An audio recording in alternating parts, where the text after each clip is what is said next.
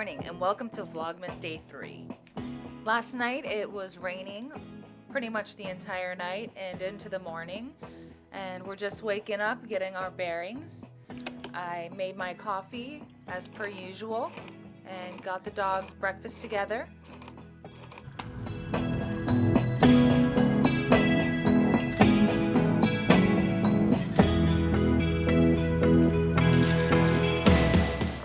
After I get myself a nice cup of joe, I feed the dogs and then I feed the starter. I'm super excited because the starter has been almost doubling in a 12-hour period, which means it's almost ready to use and loaf baking. And I'm excited to do something other than discard recipes. After I feed the starter, I make a small breakfast that I didn't film, but it was like eggs and ham and toast. Then I do a little bit of editing and get that posted on YouTube. That'll be the first day of Vlogmas. And then after that, I take the dogs for a nice little walk.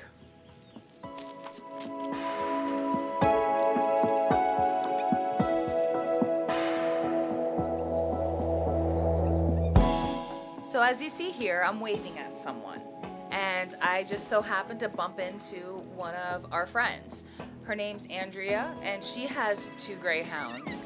We originally met Andrea about a year ago when we adopted Fire, and she was there at the Greyhound picnic when we adopted Stella.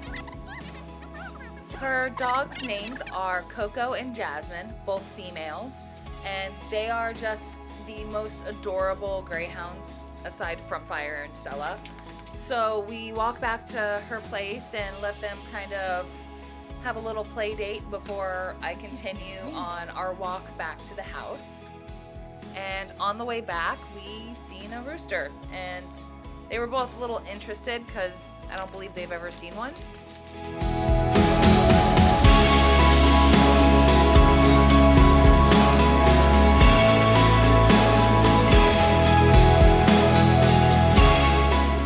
When we get back to the house, I wanted to rake up the leaves in the backyard. Now, I didn't set the GoPro up correctly, so this is the angle that will be done the entire montage of me raking the yard.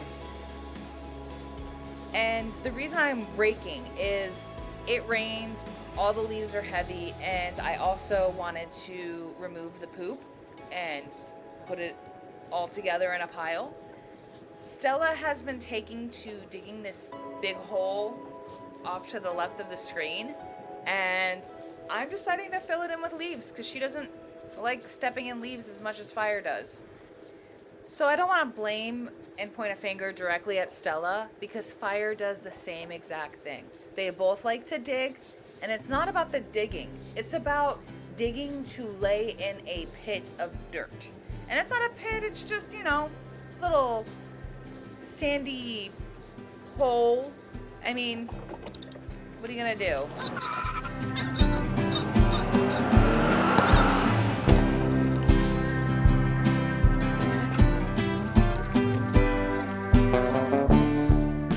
That was Fire, and I don't know if many people know this about Greyhounds, but at least Stella and Fire don't like to play fetch. They love to chase other dogs, and sometimes they will play fetch, but they will more likely just run after the ball, grab it, and drop it. They don't really return it so much. So what they will do generally is if we throw a toy, they will run full speed at that toy, grab it, and then continue to have the most incredible zoomies while holding the toy in their mouth. And then eventually they will slow down, drop the toy, 90% of the times not near us whatsoever, and then start breathing heavily because they've just run so fast in circles. So with them, they have so many toys because we buy toys and they never destroy them.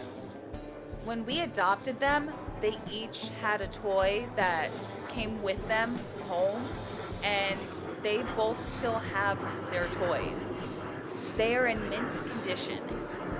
And will that stop us from buying new toys? Absolutely not. We just spoil the heck out of these guys because we love them so much, and we think they deserve more toys. In fact, today, the day that I'm recording this voiceover, we actually just bought 2 new toys. One of them looks like the chicken from Moana, and the other one is, I believe, a bunny from Totoro. The next time I remember, I will take a picture of all their toys, and you guys will be like, oh my gosh, that is so many toys. But like I said, they just don't destroy the toys. They take really good care of them. They do tug on them, but they don't tug on them to excessive, like, I want to rip this thing to shreds. They just want to tug it a little bit, steal it, run off with it, and run around with it. They're not just like, let me destroy this. And we're not the only ones that buy our dogs toys. We have parents that buy toys. We have friends, neighbors that they'll find something and they'll bring it to us. We even got a bunch of toys from the Greyhound picnic. We were entered into a raffle and we won one of the baskets, and it had about 10 different little dog toys in it and one huge one. And there's one little one that could be for like a chihuahua, and that is Stella's like little tiny favorite toy that she squeaks on, and I think she likes it because Fire can't take it from her because the entire thing fits in her mouth, and it's the cutest thing. They also got this huge 6-foot looking snake type toy, and it has so many squeakers along its body, and they enjoy squeaking on that together.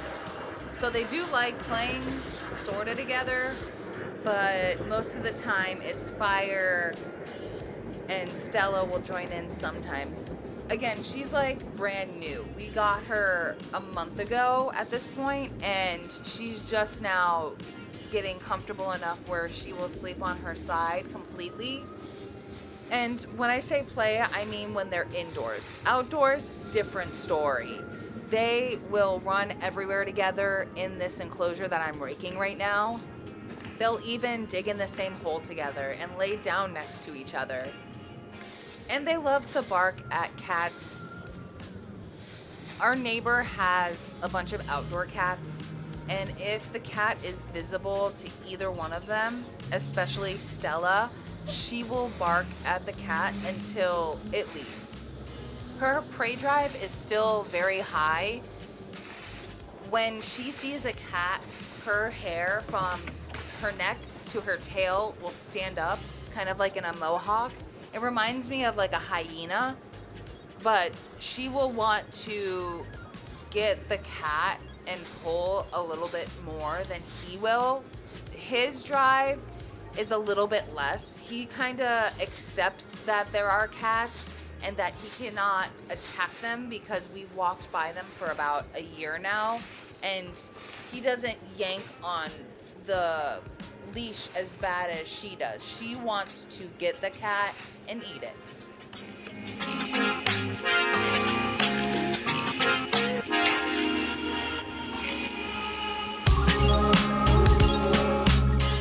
At this point, I am almost halfway done with the yard, and I asked my boyfriend, can he get me a water? So I take a little water break and then right back at it. So this is a project that took me about an hour, and I stepped in many piles of poop, and I had to wash my shoes off.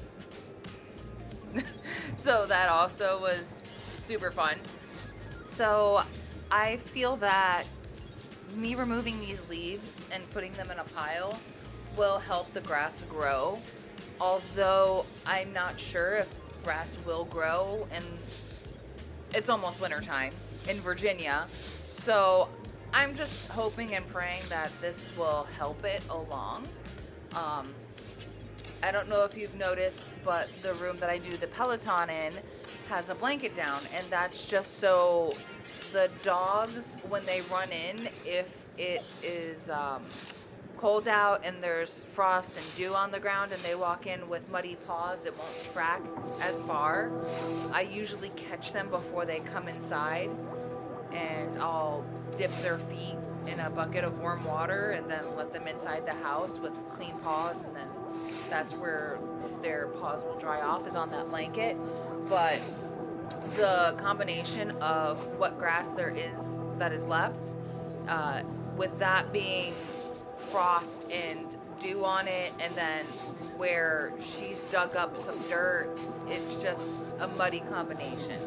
And especially when it rains the night before and they go out the next morning to do their business, their paws are just covered in mud. We have a large area rug that's for indoor and outdoor. We got it at Costco over a year ago, and we had it below the house in the basement, and we've relocated it. I put it across the deck and I've washed it with a hose and some soap, and now it's drying there. We relocated it because my boyfriend wants to start doing some woodworking projects, and he doesn't want to have to vacuum that rug every time he gets a Dremel out or whatever it is. So we're gonna go ahead and move that upstairs into the sunroom. That way there's another layer of protection on the floor so they don't accidentally track mud onto the carpet tiles that we don't own. We do own a carpet shampooer, so it's not a huge deal, and we have cleaned the carpet here before. We just want it to not be as messy as it can be. And this is the first year that we have the fence up. When my boyfriend's father and mother came to visit us this summer, he helped my boyfriend put up this fence. And let me tell you, it has been amazing not having to immediately take Fire and Stella for a walk in the morning.